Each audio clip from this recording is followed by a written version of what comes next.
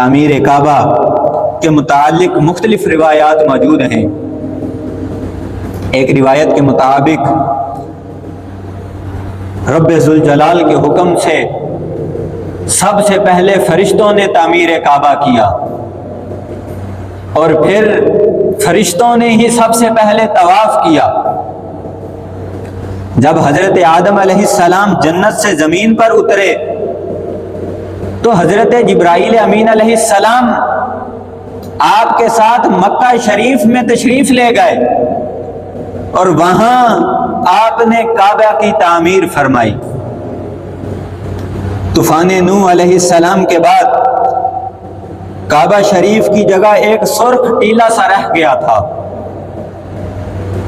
حضرت عبداللہ بن عباس رضی اللہ تعالی عنہما روایت کرتے ہیں کہ طوفان نوح علیہ السلام کے وقت رب ذوالجلال نے کشتی نوح کا منہ کعبہ شریف کی طرف پھیر دیا، اور اس کشتی کے اندر 80 مرد و زن موجود تھے، اور وہ کشتی رات و دن کعبے کا طواف کرتی رہی، رات و دن کعبے کا طواف کرتی رہی۔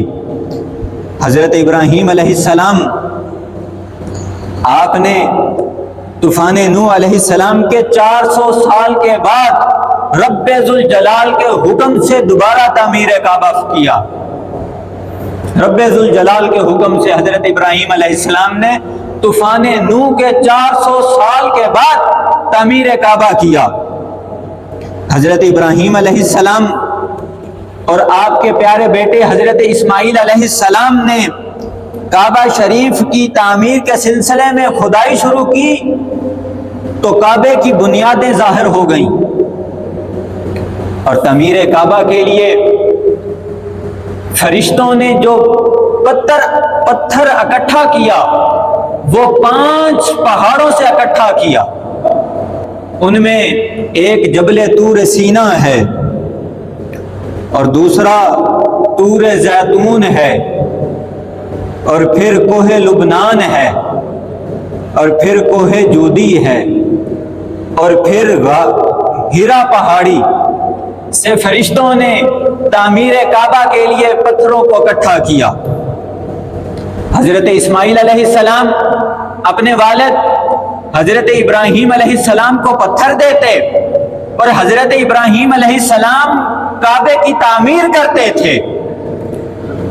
اور اگر آپ تاریخ مکہ اٹھا کر دیکھیں تو یہ مختلف زمانوں کے اندر تعمیر کعبہ ہوتی رہی۔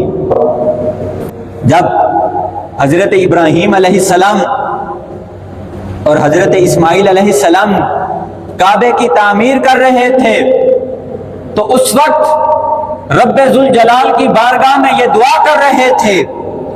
قرآن مجید و فرقان حمید ارشاد فرماتا ہے وَإِذْ يَرْفَعُ إِبْرَاهِيمُ الْقَوَاعِدَ مِنَ الْبَيْتِ وَإِسْمَاعِيلُ رَبَّنَا تَقَبَّلْ مِنَّا إِنَّكَ أَنْتَ السَّمِيعُ الْعَلِيمُ۔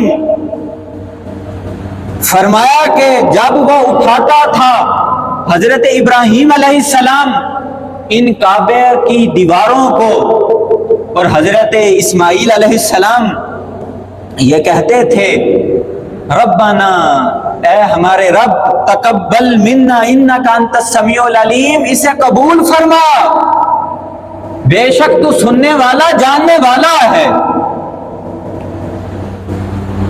حضرت اسماعیل علیہ السلام اور اللہ کے خلیل حضرت ابراہیم علیہ السلام دعا کر رہے ہیں اور تعمیر کعبہ کر رہے ہیں۔ جب تعمیر کعبہ ہو رہی ہے، تعمیر کعبہ ہو چکی، تو جو مزدور ہوتا ہے وہ اپنا کام مکمل ہونے کے بعد مالک سے مزدوری مانگتا ہے کہ ہم نے یہ کام مکمل کر دیا ہے، اب ہمیں ہماری مزدوری ادا کر دی جائے۔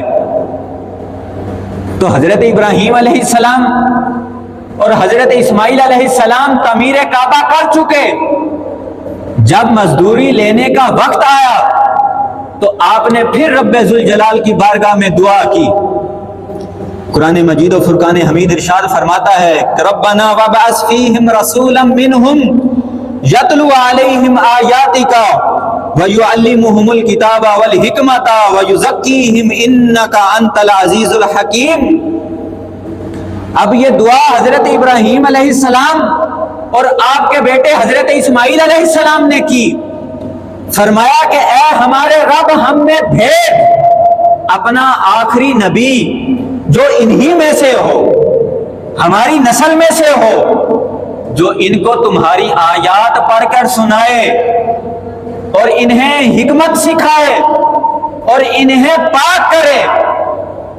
انک انت العزیز الحکیم، بے شک تو غالب حکمت والا ہے۔ گویا کہ تعمیر کعبہ کرنے کے بعد حضرت ابراہیم علیہ السلام اور حضرت اسماعیل علیہ السلام نے یہ دعا کی کہ اے پروردگار، ہماری نسل میں سے ہم اپنا آخر الزمان نبی پیدا کر، ہم تجھ سے کوئی اور اجرت نہیں مانگتے، بس ہماری اجرت یہ ہے کہ ہماری نسل میں سے اپنا آخری نبی پیدا کر دے۔ رب ذوالجلال نے آپ کی یہ دعا کو قبول فرمایا۔ حضور علیہ الصلوۃ والسلام ارشاد فرماتے ہیں انا دعوت ابی ابراہیم و بشارت عیسیٰ، فرمایا کہ میں اپنے باپ حضرت ابراہیم علیہ السلام کی دعا اور حضرت عیسیٰ علیہ السلام کی بشارت ہوں۔ اپنے باپ حضرت ابراہیم علیہ السلام کی دعا اور حضرت عیسیٰ علیہ السلام کی بشارت ہوں۔ حضرت عیسیٰ علیہ السلام نے بھی بشارت کی وَمُبَشِّرًا بِرَسُولٍ مِّن بَعْدِي اسْمُهُ احمد، کہ میرے بعد جو نبی آنے والا ہے اس کا نام احمد ہوگا۔